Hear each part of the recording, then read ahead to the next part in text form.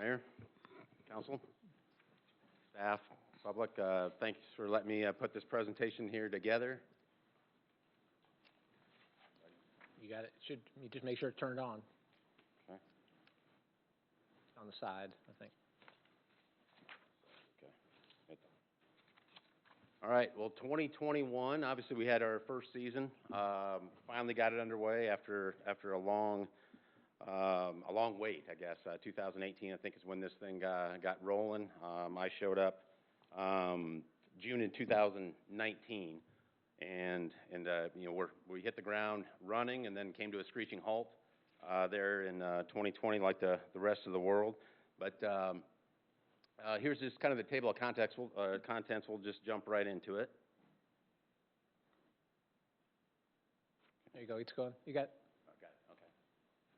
All right. So first of all, we just want to thank the city and all the North Alabama, Southern Tennessee area for all their support this season, and the last couple of years as well, just getting this ball rolling. Kind of who we are in a glance, we're the AA affiliate of the Los Angeles Angels. We played in the AA South last year, and I don't know if you saw the press release, but we are now back in the Southern League, which is, I think, is a big step in the right direction. We relocated from Mobile, Alabama, up to Madison. We rebranded from the Bay Bears to the Rocket City Trash Pandas. First game we finally got up in Chattanooga on May 5th. Played the Chattanooga Lookouts out there, and then we finally got our first home game, which Mayor and I spent a lot of time in the parking lot scratching our That's exactly right. On May 11th, and so we improved quickly right after that. So with good teamwork. So. Our brand, again, we led all of AA in average attendance and came in top 10 overall in the country in average attendance. At nearly 200 and thank you.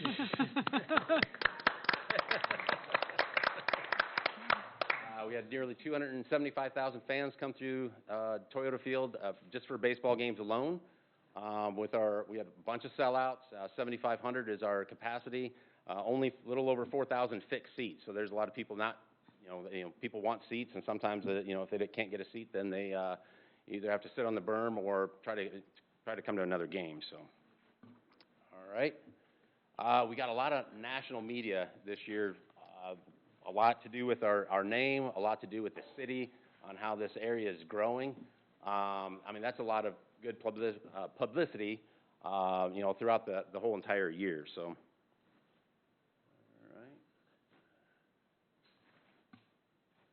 All right. We're finally off after 978 days after the name of the team name was unveiled back in 2018. We beat a whole bunch of large markets in attendance like Charlotte, Durham, Oklahoma City, Salt Lake, Birmingham, Memphis, Jacksonville, San Antonio. So we beat those cities in average attendance this year. We only got 48 games in.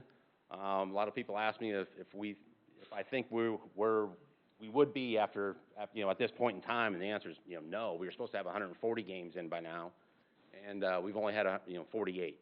And we lost 12 games to COVID and rain, split half and half, six to COVID and six to rain. So we lost 12 games this season, which was most of it. It seems like it was you check the weather. If it was raining, we were at home, and if it was nice, we were on the road.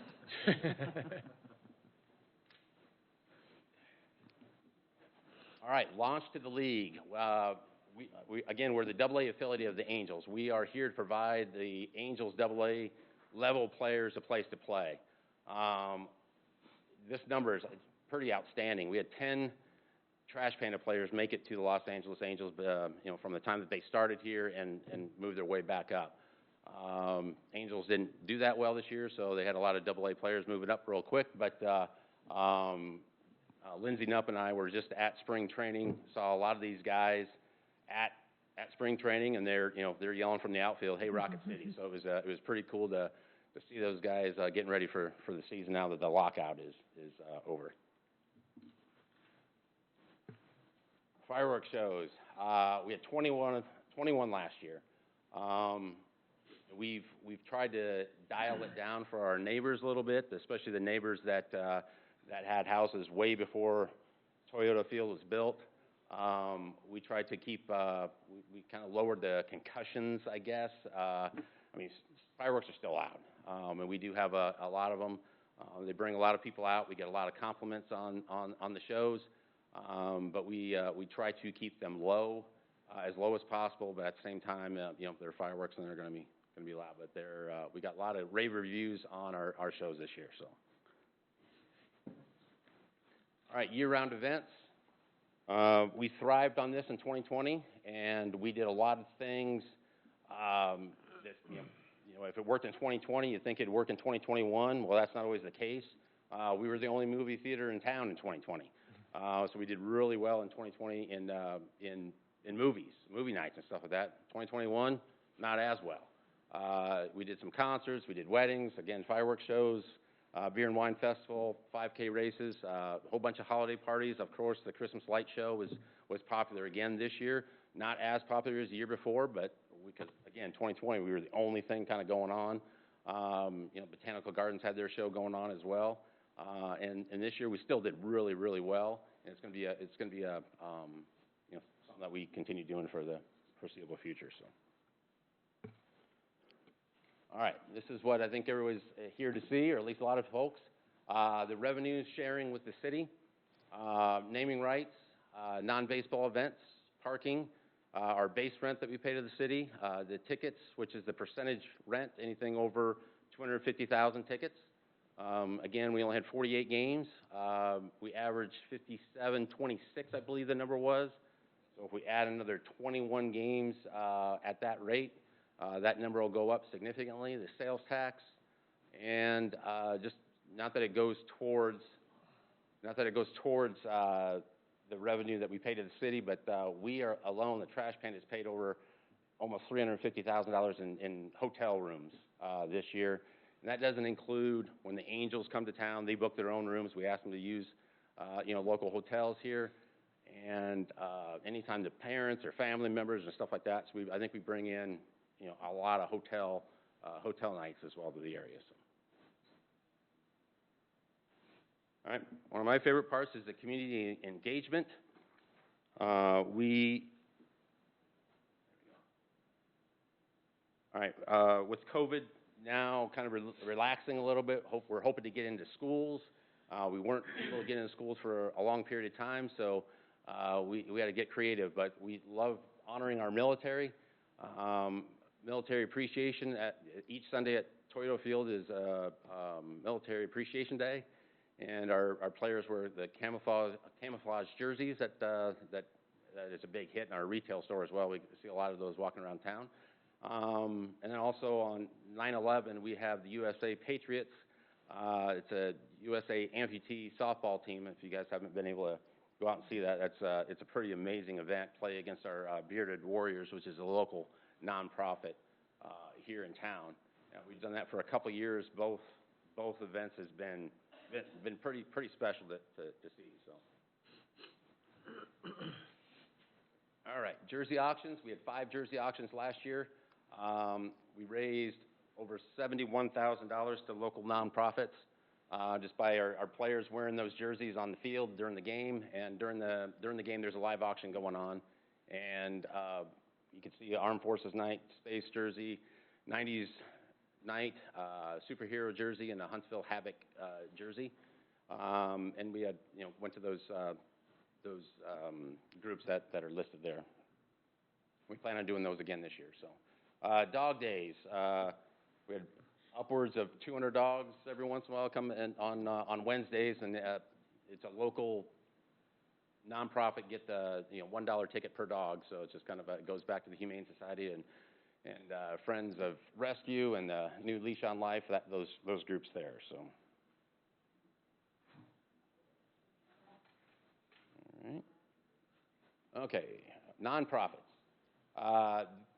These folks were a big asset to us this year. They jumped in our concession stands. We are not immune to the staffing issues that everywhere else has. As well, so we have a lot of nonprofits come in and work our concession stands, and we raised a lot of money. We pay them, their organization, for each one of their employees that they provide us. You know, pros and cons, you know, obviously the nonprofit comes in, they may have never even seen our registers before, and they get better as the game goes on, but we have such a great community, and it's, you know, lines can get long sometime, but everybody for the most part, was very understanding and worked with us throughout this year, so. All right, the instructional camps. These were a lot of fun. We had the Trash Pandas Day Camp, which we lived off of in 2020. We became a daycare, if everybody remembers last year, or in 2020. We dialed it down a little bit and had one of those, and it's still a lot of fun. We get kids coming off, drop them off, and they're wild. They're wild. You get that much of a big open space, and you know, kids want to put sunscreen and refrigerators and making out with the windows and all that stuff. So they can make a mess, but they have a lot of fun. Youth instructional baseball camp. We had our Trash Panda players run those camps, and they get to hang out with all the Trash Panda players and get some good coaching in there as well. So. All right, the 2022 schedule is out. We got a full slate of 69 home games. Our first game is on the road in Birmingham on April 8th, which is right around the corner. And our first home game is April 12th against the Pensacola Blue Wahoos, who we finished with last year and lost our last 4 games to COVID with them. So it'd be nice to get a full series in with them. And you can see we have 25 firework nights, and team shows up on April 3rd, which is Sunday, makes me a little nervous, but we're ready for them. We're excited about it. We have a great manager, great coaching staff, and a great group of kids coming to spend their summer in Rocket City. So we're excited about that. So, all right. Again, just want to thank everyone for all their support this year. You know, the city and the Trash Pandas. I think we make a great team. We see things and we get them fixed as quickly as we can, and just through repetition, we're gonna continue to get better. So I appreciate everything. Thank you. Any questions for me? Just want to thank you for all that y'all have done. I know it's been a long road, and y'all have done an excellent job. It's been a long road, but I got a great staff, and we're a big team, and it's great to be in this area and have such a great city to work with and community to work with. Absolutely. Great. Thank you. So Garrett, while you're there, one of the things we'll do is we'll post this tomorrow on the website, along with the audited letter that came from Warren Averett. And I'll just read the very back part of it. According, we perform procedures to test certain revenues and expenses of ball corps related to parking, revenues, base license fees, performance license fees, non-baseball events. Completed our procedures to date. Based on the procedures performed, we noted only one minor variance of less than $200. Of course, they got to find one. One less than $200 related. Everything else that they found no significant deviations in what Ball Corps LLC reported to the city related to certain revenues and expenses. So we really appreciate what you guys have done. It was a great transition. It took a little bit longer this time, and a lot of that was COVID leaving, and just on our part asking for more. And you guys provided everything we asked for it in a timely manner, and we can't be any more thankful. And I know Renee was looking for it in the same way. She would have liked it about a month earlier, but that falls to us more not so than you. So.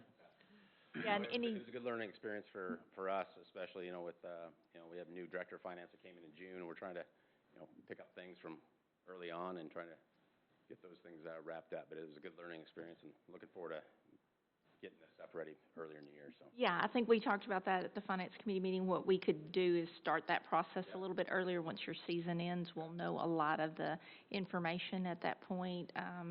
And it's a learning process, I guess, on both sides. And, of course, you've had some staffing changes. I did have a question. I noticed that you were doing some job fairs, and I know last year was tremendously challenging. How is staffing going this year? Because we just had a discussion about staffing in our work session. How's it going for Trash Pandas? No, I think it's going good.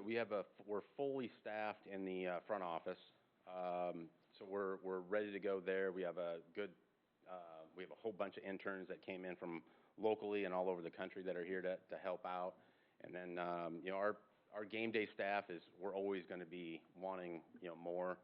You know, it's, this industry in general, you're not gonna get rich doing it. It's more of a, you know, you're doing it for fun, and yeah, you gotta get paid to watch baseball. That's kind of your perk, even though I can't say that to a cook. Yeah, you can see you can hear the game maybe, but, it's gonna be a, you know, again, we're gonna rely on nonprofits, coming in and really helping us out. You know, they bring in, you know, 20 people at a time. That really helps. Again, just, you know, flip side is there's, you know, a little bit more of a learning curve. They don't have the repetition, that we will get with a regular employee.